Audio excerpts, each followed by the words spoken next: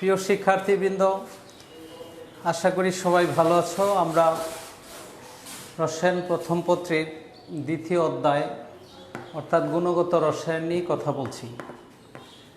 তো আমরা মডেলগুলা, পরমাণুর যে মডেল, এই মডেল নিয়ে কথা বলেছি। আজকে ওই ধারাবাহিকতায় আমরা বোর পরমাণু মডেলের ত্রুটি বা সীমাবদ্ধতা নিয়ে কথা বলবো। বোর পরমাণু মডেলের ত্রুটি বা সীমাবদ্ধতা।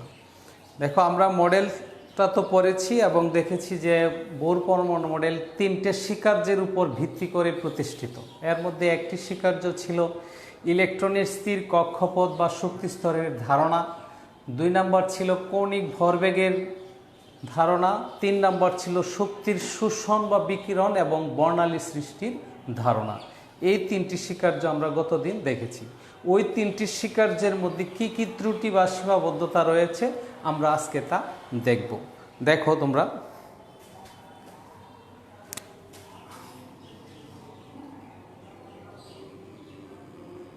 বোর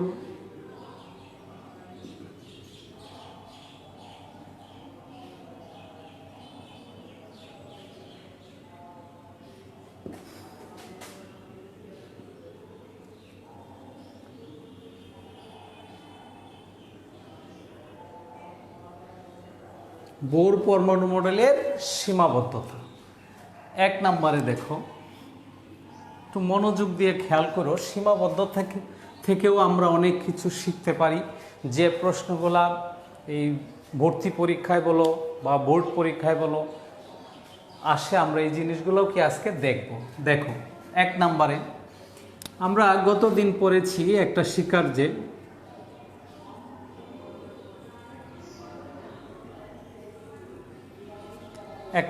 স্বীকার্যে আমরা পড়েছি যে ইলেকট্রন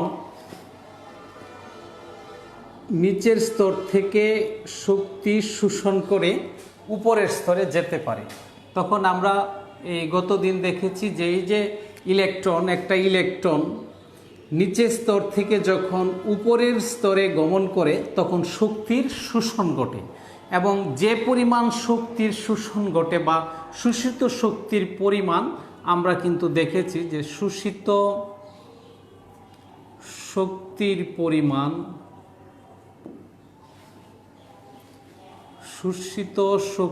পরিমাণ আমরা পড়েছি ডেল ই সমান এইচ নিউ।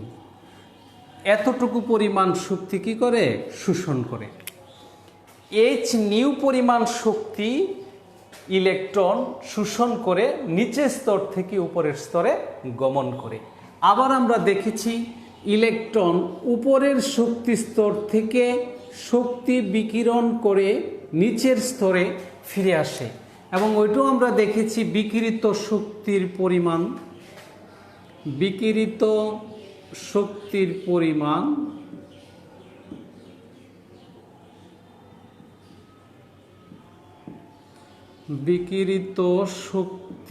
পরিমাণ ডেল ই সমান এইচ নিউ। অর্থাৎ একটি ইলেকট্রন যে পরিমাণ শক্তি শোষণ করে নিচের শক্তি স্তর থেকে উপরের শক্তি স্তরে গমন করে, ঠিক সমপরিমাণ শক্তি বিকিরণ করে উপরের স্তর থেকে নিচের স্তরে ফিরে আসে। অর্থাৎ শোষিত শক্তি এবং বিকিরিত শক্তি কি পরস্পর সমান। আচ্ছা, গেল এটা।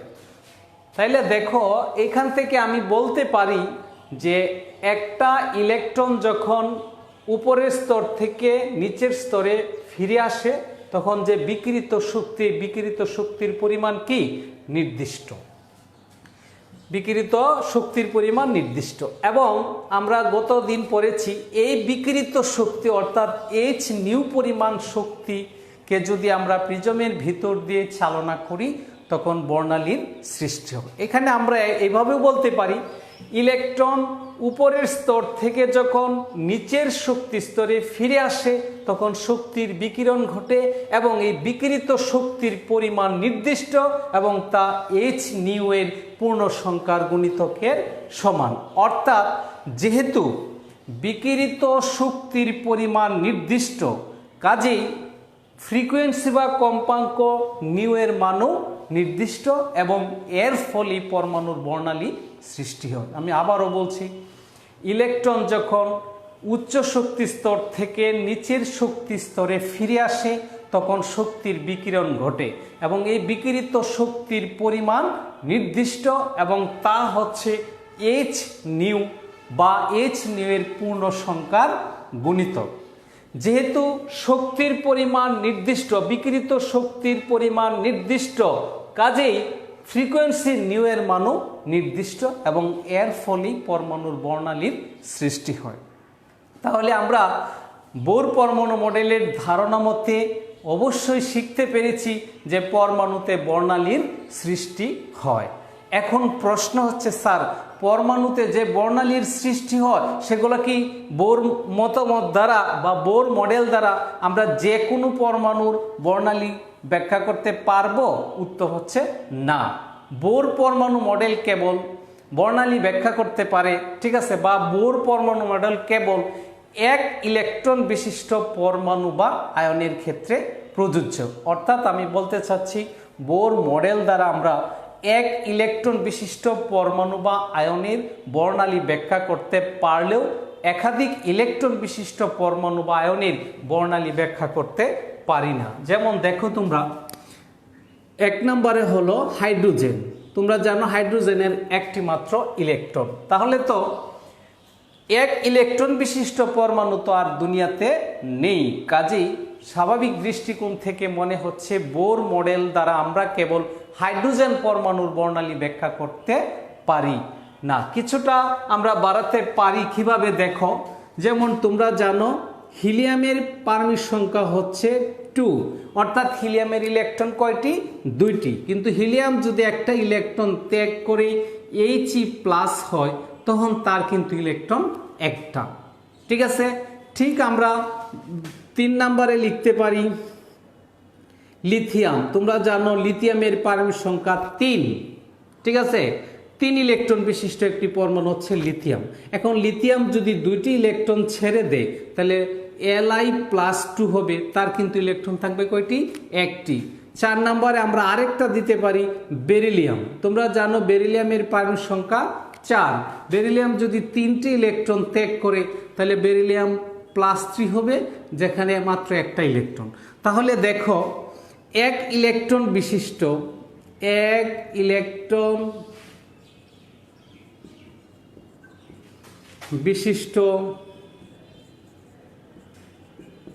পরমাণু, এক ইলেকট্রন বিশিষ্ট পরমাণু হাইড্রোজেন।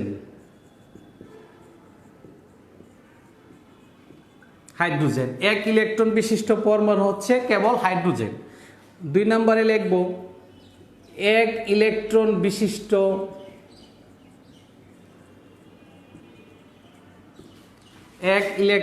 বিশিষ্ট আয়ন। দেখো আমরা 3টা আয়ন অলরেডি পেয়ে গেছি। আয়ন হচ্ছে helium He+, helium ion, lithium ion Li+2 এবং বেরিলিয়াম আয়ন। বুঝছে কি বলছি? এই তাহলে 4টে পদার্থের নাম আমরা মুখস্থ রাখবো, যে একটা হচ্ছে হাইড্রোজেন পরমাণু যার একটা ইলেকট্রন, 3টে আয়নের কথা আমরা মনে রাখবো, হিলিয়াম+, লিথিয়াম+2, বেরিলিয়াম +3।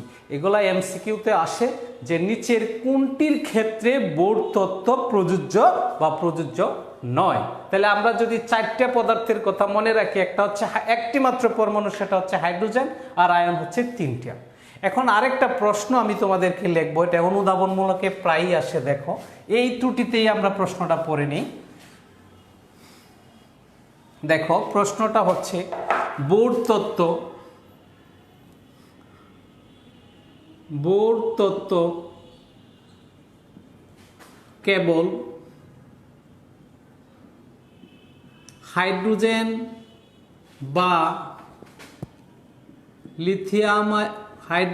বা হিলিয়াম আয়ন বা লিথিয়াম আয়ন বা বেরিলিয়াম আয়ন এর ক্ষেত্রে প্রযোজ্য।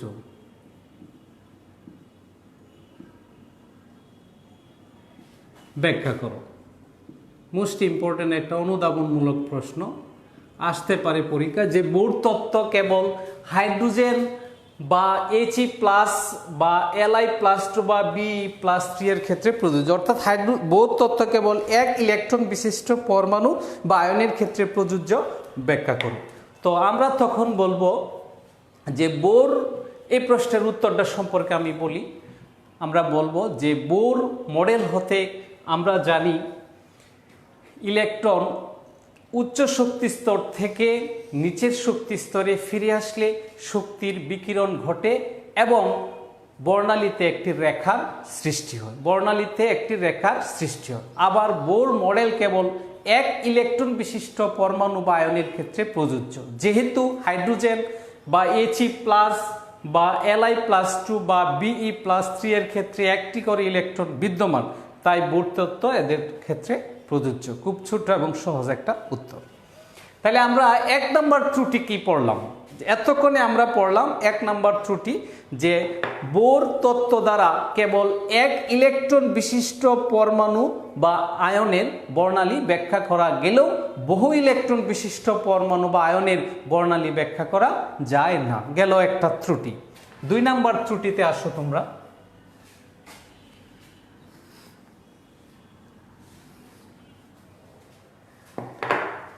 দেখো, এটা যদি হাইড্রোজেন পরমাণুর স্ট্রাকচার হয়, মডেল হয়, হাইড্রোজেন পরমাণুর যদি এটা মডেল হয়, দেখো তোমরা এটা হাইড্রোজেন পরমাণুর মডেল, তখন আমরা এতে কি শিখেছি একদম স্পষ্ট আমাদের মনে রাখতে হবে। আমরা বোর তত্ত্ব দ্বারা, বোর তত্ত্বের 3 নম্বর স্বীকার্য থেকে আমরা শিখেছি যে ইলেকট্রন যখন উপরের শক্তি স্তর থেকে নিচের শক্তি স্তরে ফিরে আসে তখন শক্তির বিকিরণ ঘটে এবং এই বিকিরিত শক্তির মান থাকে নির্দিষ্ট, কাজেই ফ্রিকোয়েন্সি নিউ এর মানও থাকবে নির্দিষ্ট, আর এর ফলে পরমাণুর বর্ণালী সৃষ্টি। এই কথাটা আমরা সবসময় কি মনে রাখবো এবং আমরা শিখেছি।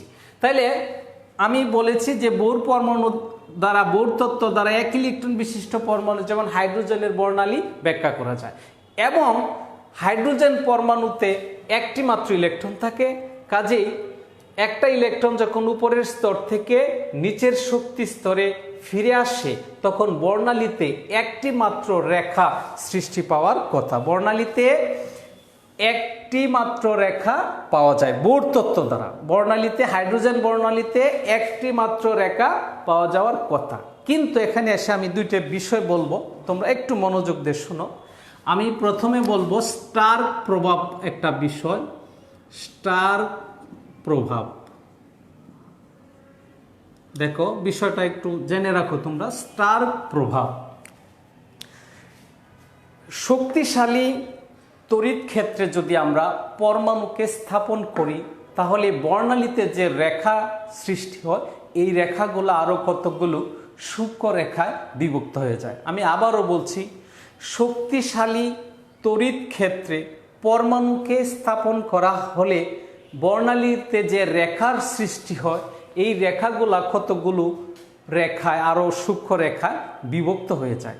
এই বিষয়টাকে বলা হয় স্টার প্রভাব। আমি আবারও বলছি, স্টার প্রভাব কি? বাহ্যিক শক্তিশালী তড়িৎ ক্ষেত্রে যদি পরমাণুকে স্থাপন করা হয় বা বাহ্যিক শক্তিশালী তড়িৎ ক্ষেত্রের প্রভাবে পরমাণুতে সৃষ্ট বর্ণালীর রেখাগুলো আরও কতকগুলো সূক্ষ্ম রেখায় বিভক্ত হয়ে যায়, এই বিষয়টাকে বলা হয় স্টার প্রভাব।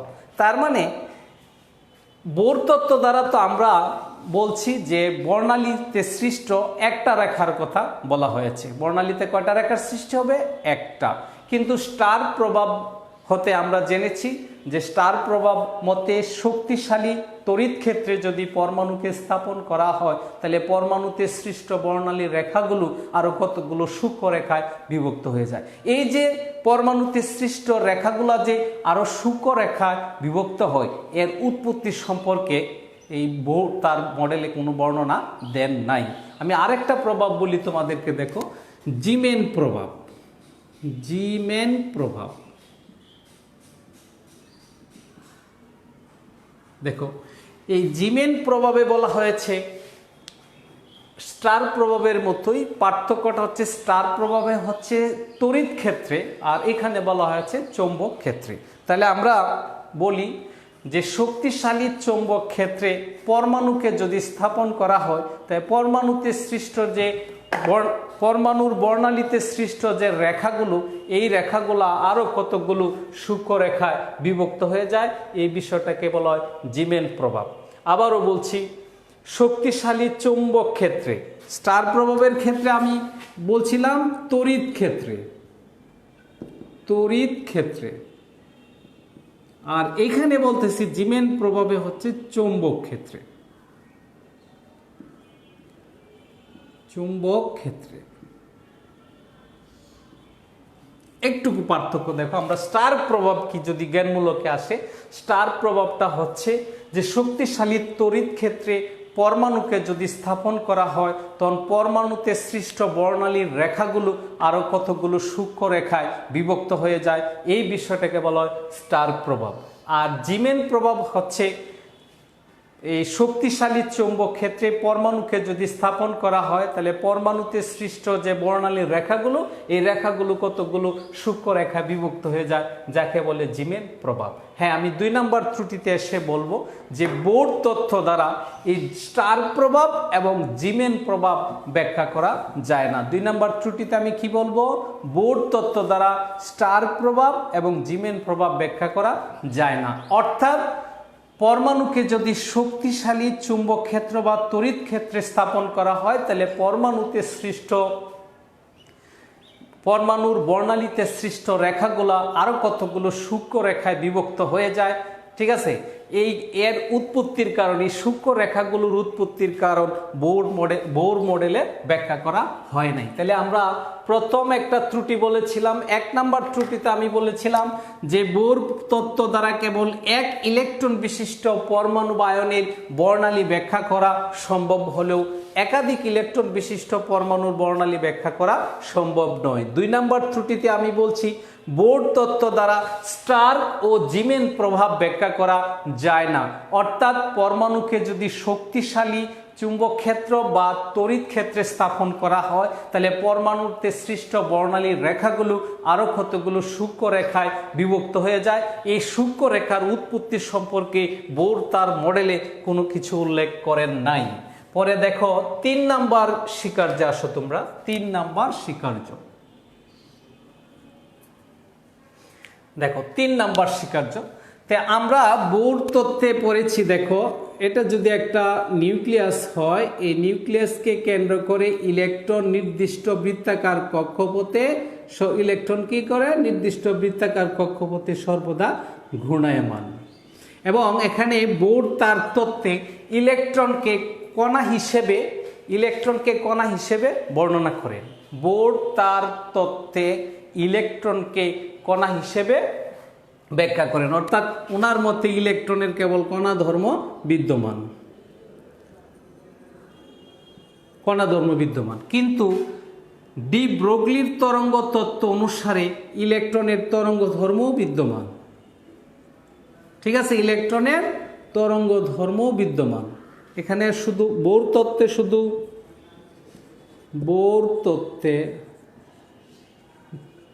তত্ত্ব ইলেকট্রনকে কণা হিসেবে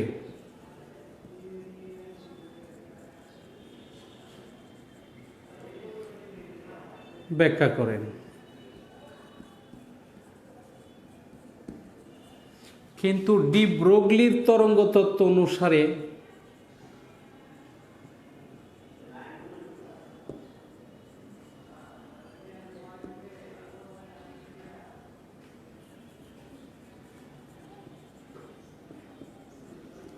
ইলেকট্রনের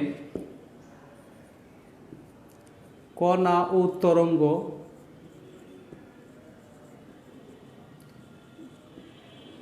উভয় ধর্ম বিদ্যমান।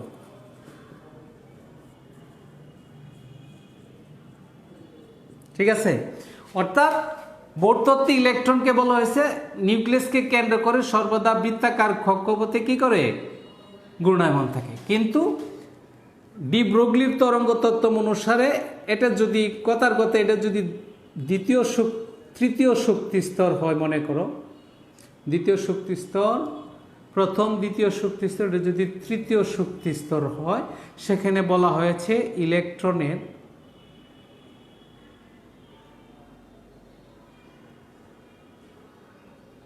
দেখো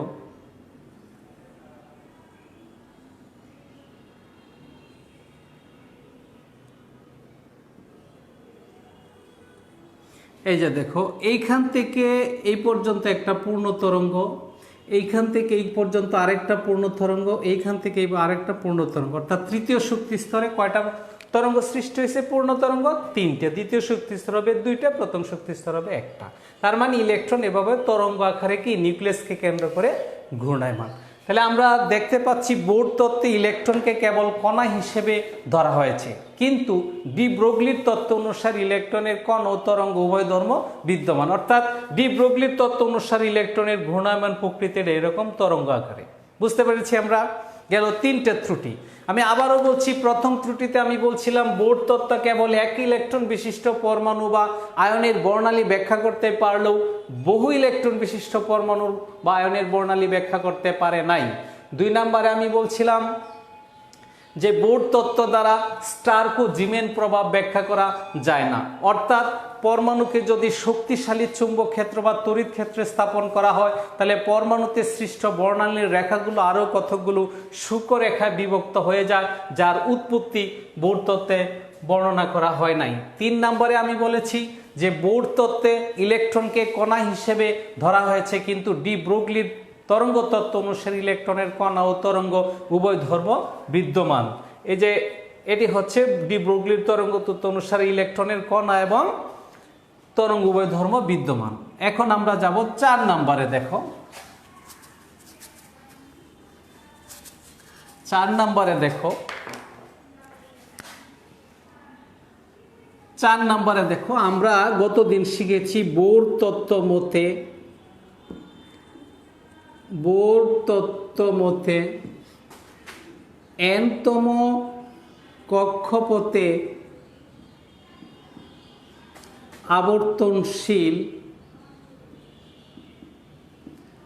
n-তম কক্ষপথে আবর্তনশীল ইলেকট্রনের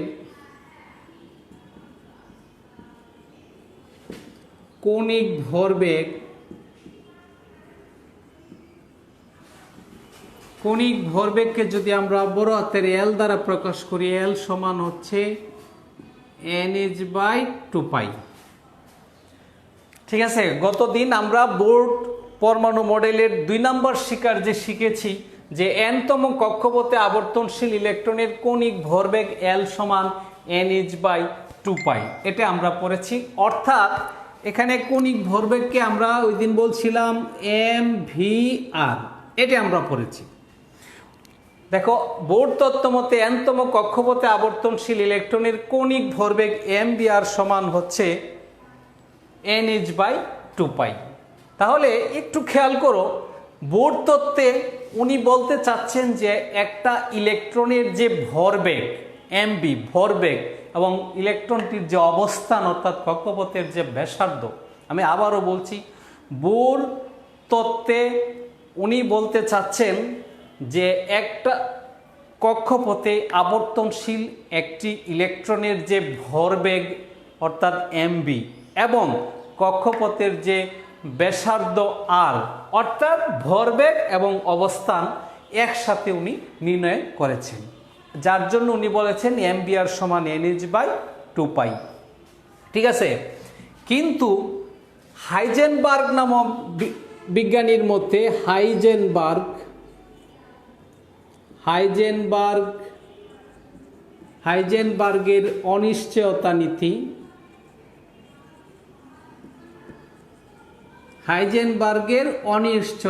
নীতি, হাইজেনবার্গের অনিশ্চয়তা নীতিতে বলা হয়েছে যেহেতু ইলেকট্রনের কণা এবং তরঙ্গ উভয় ধর্ম বিদ্যমান, কাজেই একই সময়ে ইলেকট্রনের ভরবেগ এবং অবস্থান নির্ণয় করা সম্ভব হবে না।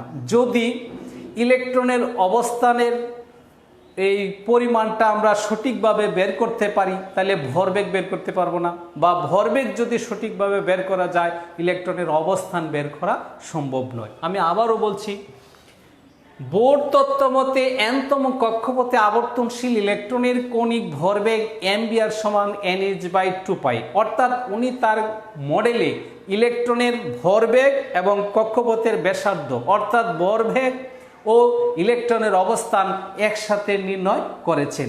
কিন্তু হাইজেনবার্গের অনিশ্চয়তা নীতি অনুসারে উনি বলছেন যে ঘূর্ণনশীল ইলেকট্রনের কণা এবং তরঙ্গ উভয় ধর্ম বিদ্যমান থাকায় একসাথে ইলেকট্রনের ভরবেগ এবং অবস্থান নির্ণয় করা সম্ভব নয়। তাহলে বোর তত্ত্বে আমরা 4 নম্বর ত্রুটি দেখলাম যে বোর তত্ত্বে 4 নম্বর ত্রুটি আমরা দেখেছি যে বোর তত্ত্বে বলা হয়েছে ইলেকট্রনের অবস্থান এবং ভরবেগ একসাথে নির্ণয় করা যায়, কিন্তু হাইজেনবার্গের অনিশ্চয়তা নীতি অনুসারে ইলেকট্রনের ভরবেগ এবং অবস্থান একসাথে নির্ণয় করা যায় না।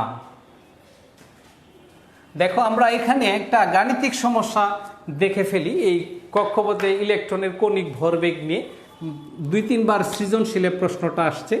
আমরা একটা গাণিতিক সমস্যা যেহেতু রিলেটেড টপিকস একটু দেখে নিই। দেখো তোমরা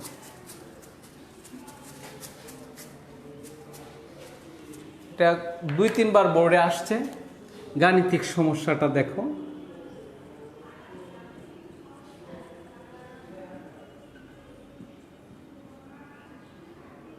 গাণিতিক সমস্যা 1, পরমাণুর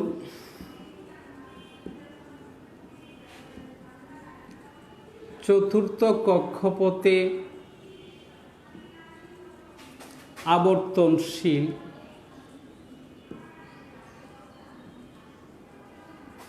ইলেকট্রনের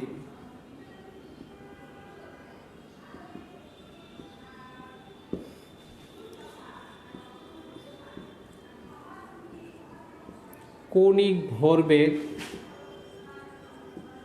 বের করো।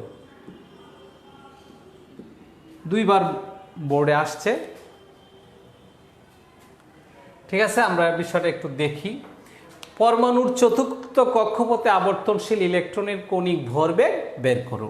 সমাধানটা দেখো, তোমরা নিশ্চয়ই অনুমান করতে পারতেছো বিষয়টা সহজ। আমি গত দিন বা এর আগের দিনও দেখাইছি বিষয়টা। এখন দেখো, বোর তত্ত্ব হতে আমরা জানি, বোর তত্ত্ব হতে জানি nতম কক্ষপথে আবর্তনশীল nতম কক্ষপথে আবর্তনশীল ইলেকট্রনের